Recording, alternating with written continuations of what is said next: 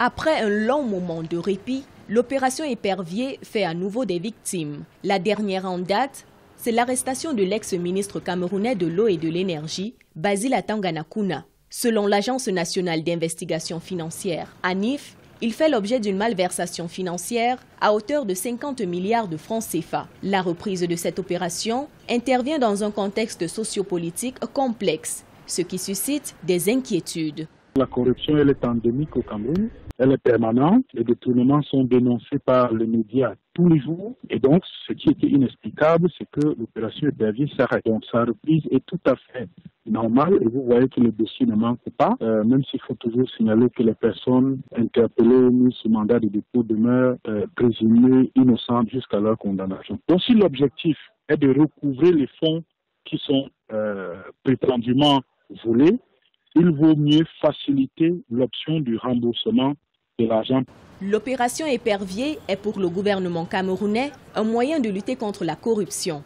En 2017, la CONAC, la Commission nationale anticorruption, a recensé près de 2402 cas de corruption. L'institution a relevé des pertes subies par l'État de l'ordre de plus de 1246 milliards de francs CFA, dont quelques 581 milliards de francs CFA au titre des exonérations illégalement octroyées. Mais le retour de ces fonds au trésor public n'est pas toujours effectif. Mais au-delà de ces cas de corruption récurrents, le gouvernement camerounais enregistre tout de même des avancées. Si aujourd'hui, le Cameroun est parmi les pays qui doivent évaluer les autres sur le plan de la lutte contre la corruption, cela veut dire que le Cameroun est devenu crédible. On est parti de 0 à 1,98%. Vous voyez qu'il y a quand même une évolution très suffisante. La gestion de la chose publique, ce n'est pas une gestion familiale.